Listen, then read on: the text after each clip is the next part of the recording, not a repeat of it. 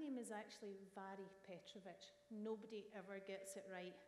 I'm a digital marketer, and I work with small businesses to help them grow their presence online.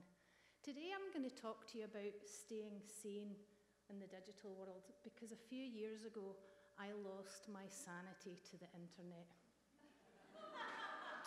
Here's how I know that I lost my sanity to the internet. One day, my daughter came to me and she said, "Mum, do you love your phone more than you love me?" And that's when I realized that things were beginning to take over for me. When I talk to people about the internet and about digital media, there tends to be two camps of people. You're either frantic. You've got Facebook, you've got YouTube, you've got Pinterest, you've got email, you've got your website. Oh my goodness, I don't have enough time for it all. If you're not frantic, you've got your head firmly stuck in the sand and your legs kicking in the air. And you're saying, digital media? I don't use it. I've never used it. I don't need to use it. The fact of the matter is that digital technologies are not going away. It's time for us to take back control of our digital world. And I'm going to share with you a few tips that I've learned over the years that have helped me to do that. So, my first tip is to know your goals. What is it that you're trying to achieve online? If you're an entrepreneur, do you want to grow your brand? Do you want to sell? Do you want to reach more people? Do you simply want to use social media just to keep in touch with people, your friends, your family back in Scotland? If that's the case, that's fine. But know what your goals are and always bear those in mind when you're online. My next tip is to be selective. Be selective about the tools you use. There are thousands of social networks out there. You cannot possibly use all of them. If you did, you're not going to get any sleep and you're going to go crazy. So choose one or two and do the best job. Bear in mind what your goals are. Think about who your audience is and use those tools really well. Don't spread yourself too thin. Be selective about who it is that you follow. 1 million followers all over the world, they're not going to do you any good if none of them are your target audience who are going to buy from you or be interested in your products and service. Be selective about what you post and when you post. Don't bombard people with information so that they get desensitized to it. Be selective and add value for people. My son is 17 now. He just started university this year. He had decided a couple of years ago, about a year and a half ago, that he was too old for our family, our kids' dentist. So I decided to look in my local area for a dentist. And I put it out on Twitter, because that's what I do. I'm looking for a dentist in Kerrisdale. Nobody replied. So then I actually found 2 dentists in Kerrisdale, and I tweeted them directly to say, "Are you taking on new clients?"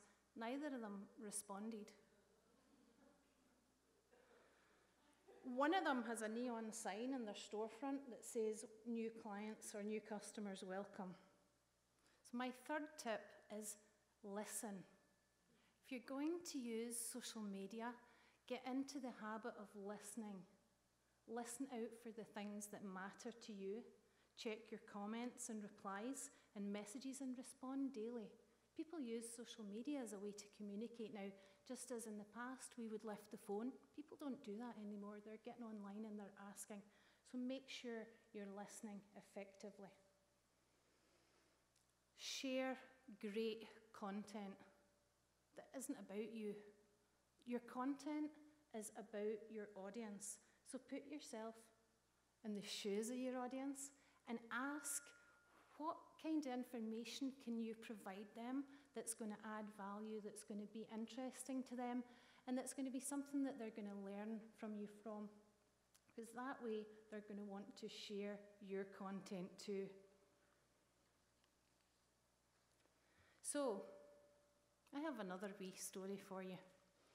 A client of mine visited his family back east a wee while ago. And I found this really, really sad when he told me this. He was visiting his sister. His mother was ill.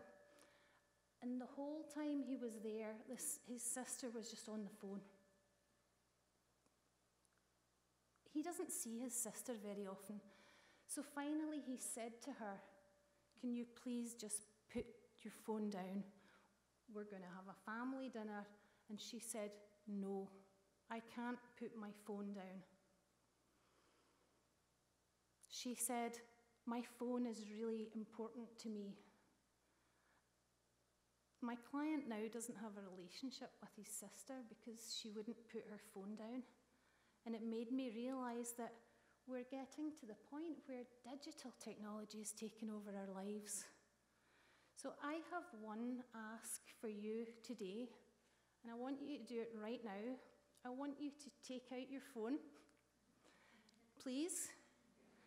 I want to go to your calendar, and I want you to schedule a block of time where you're going to have a digital detox. Now, I don't want this to be a block of time during the night when you're sleeping. I want it to be a block of time, an hour or two, or even better, a day. Schedule that time when you're going to take time to disconnect from the digital world and reconnect with the real world. Thank you.